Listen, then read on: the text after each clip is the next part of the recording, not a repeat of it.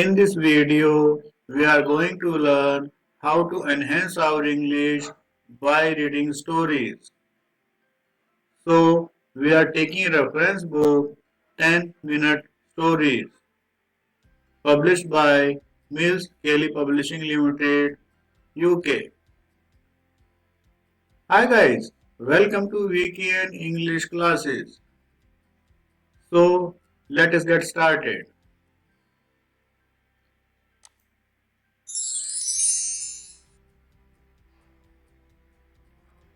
Today, I am going to narrate a story. Name of the story is I Wonder, written by Kate Douglas Wiggin. Once upon a time, there was a man who had three sons, Peter, Paul, and the least of all, whom they called Youngling. I can't say the man had anything more than these three sons, for he had not one penny to rub against another. He told the lads over and over again that they must go out into the world and try to earn their bread. For at home there was nothing to be looked for but starving to death. Now, nearby the man's cottage was the king's palace, and you must know, just against the windows a great oak had sprung up, which was so stout and tall that it took away all the light. The king had said he would give untold treasure to the man who could fell the oak.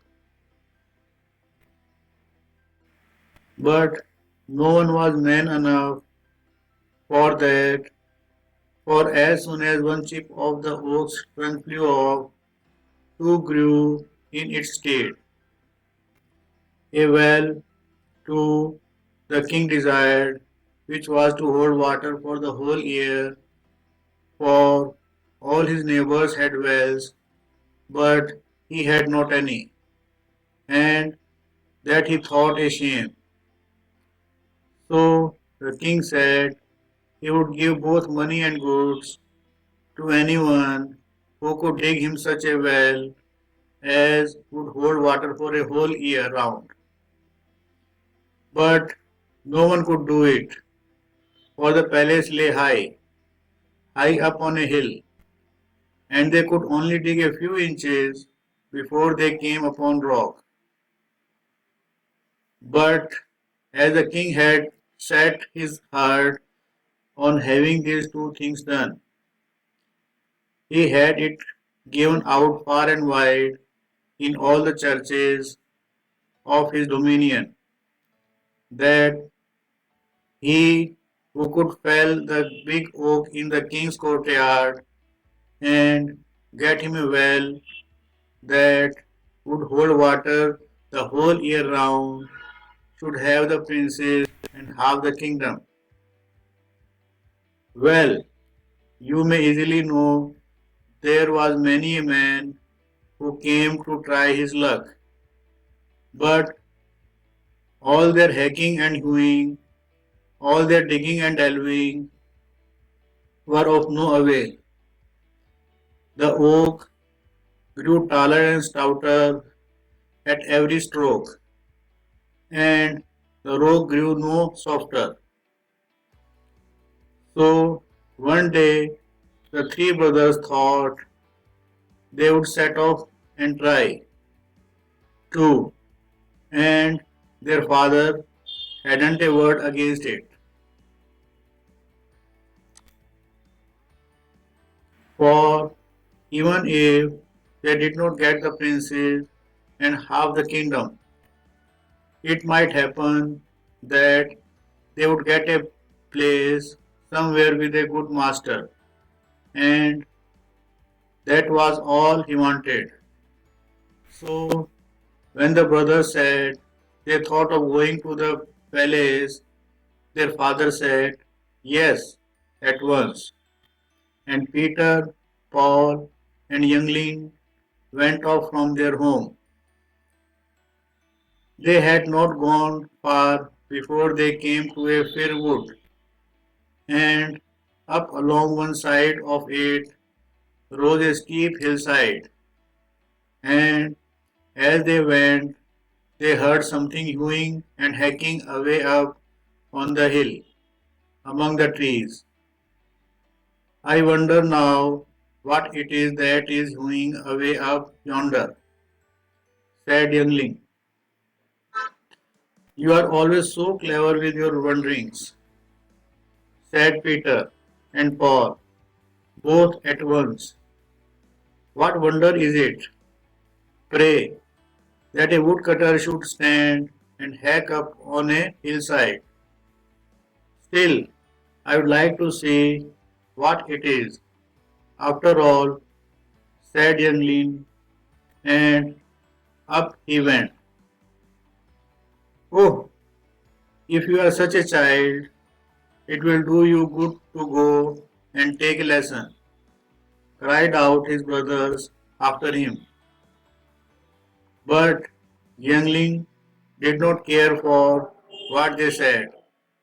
He climbed the steep hillside towards where the noise came, and when he reached the place, what do you think he saw?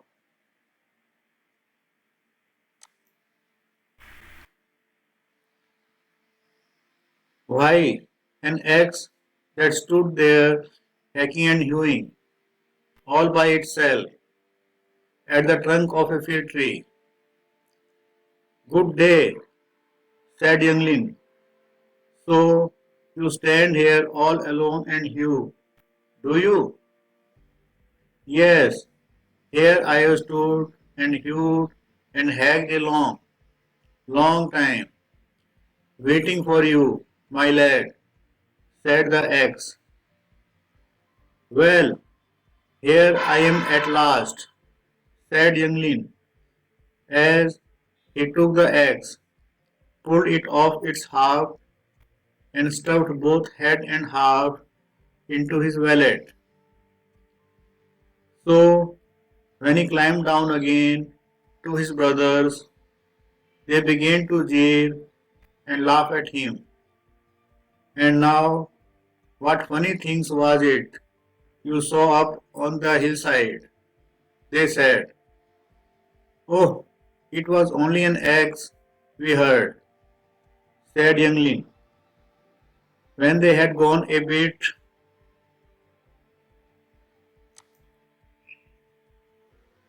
farther, they heard something digging and shoveling. I wonder now, said Youngling, what it is digging and shoveling up yonder at the top of the rock. Ah, you are always so clever with your wonderings, said Peter and Paul again, as if you would never heard a woodpecker hacking and pecking at a hollow tree. Well, well, said Youngling, I think it would be a piece of fun just to see what it really is. And so off he set to climb the rock while the others laughed and made fun of him. But he did not care a bit for that.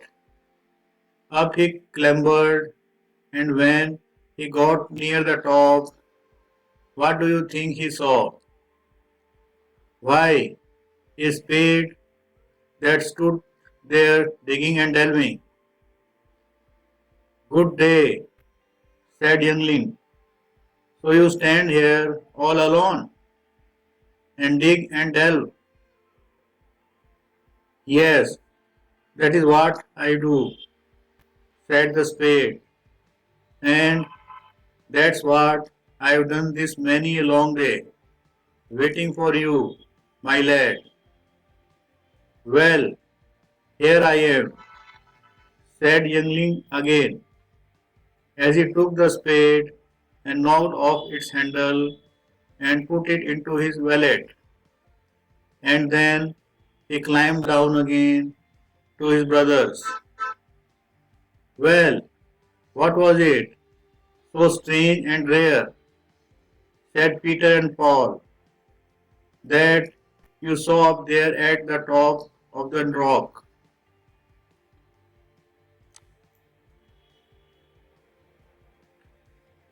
Oh, said Younglin, nothing more than a spade. That was what we heard. So they went on again a good bit, till they came to a brook. They were thirsty after their long walk, and so they sat beside the brook to have a drink. I have a great fancy to see where this brook comes from, said Younglin. So up alongside the brook he went, in spite of all that his brothers shouted after him. Nothing could stop him. On he went, and as he went up and up, the brook grew smaller and smaller, and at last, a little way farther on, what do you think he saw? Why, a great walnut, and out of that the water trickled. Good day, and Younglin again. So you lie here and trickle and run down all alone. Yes, I do, said the walnut, and here have I trickled and run this many a long day, waiting for you, my lad. Well, here I am, said Younglin, as he took a lump of moss and plugged up the hole so that the water wouldn't run out. Then he put the walnut into his wallet and ran down to his brothers. Well, said Peter and Paul, have you found where the water comes from? A rare sight it must have been. Oh, after all, it was only a hole it ran out of, said Younglin, and the others laughed and made game of him again. But Younglin did not mind that a bit. So, when they had gone a little farther, they came to the king's palace, but as every man in the kingdom had heard that he might win the princess and half the realm if he could only fell the big oak and dig the king's well. So many had come to try their luck that the oak was now twice as stout and big as it had been at first. For you will remember that two chips grew for every one they hewed out with their axes. So the king had now laid it down as a punishment that if anyone tried and could not fell the oak, he should be put on a barren island, and both his ears were to be clipped off. But the two brothers did not let themselves be frightened by this threat. They were quite sure they could fell the oak, and Peter, as he was the eldest, was to try his hand first. But it went with him as with all the rest who had hewed at the oak for every chip.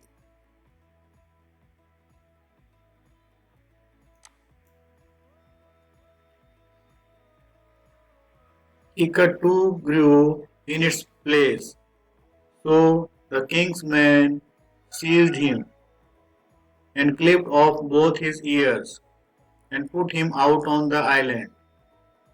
Now Paul was to try his luck, but he fared just the same. When he had hewed 2 or 3 strokes, they began to see the oak grow.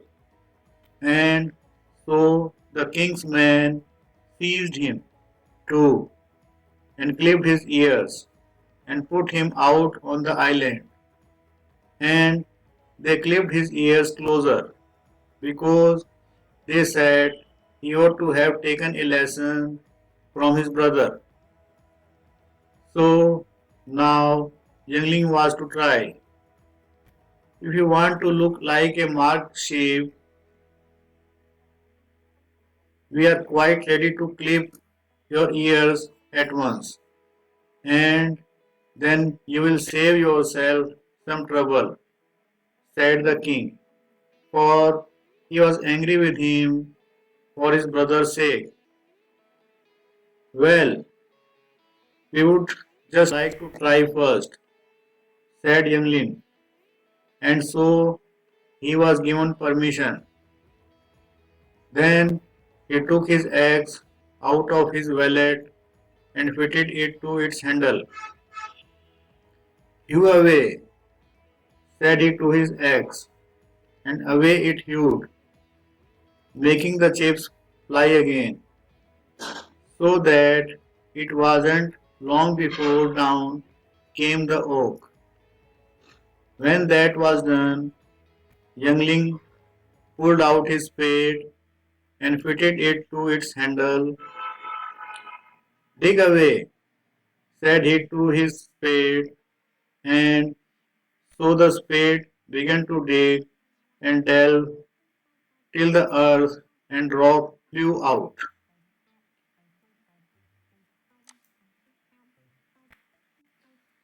in splinters, and he soon had the well deep enough, you may believe. And when he had got it as big and deep as he chose, Youngling took out his walnut and laid it in one corner of the well, and pulled the plug of moss out. Trickle and run, said Youngling, and so the nut trickled and ran till the water gushed out of the hole in a stream, and in a short time the well was full.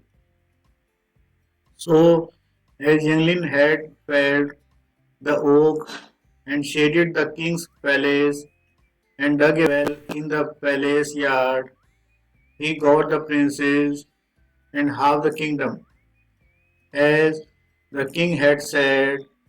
But it was lucky for Peter and Paul that they had lost their ears, else they might have grown tired of hearing how everyone said each hour of the day.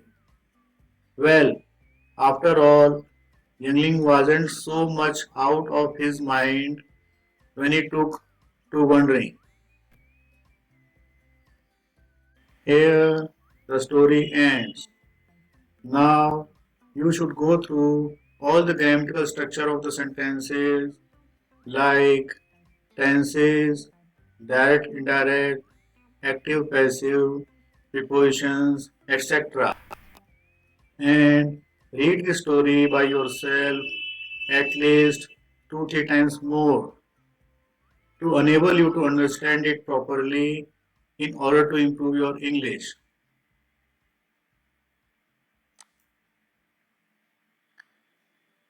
Thank you for watching this video. Please subscribe, like and share this channel. I will see you in my next video. Till then, bye bye. Happy learning.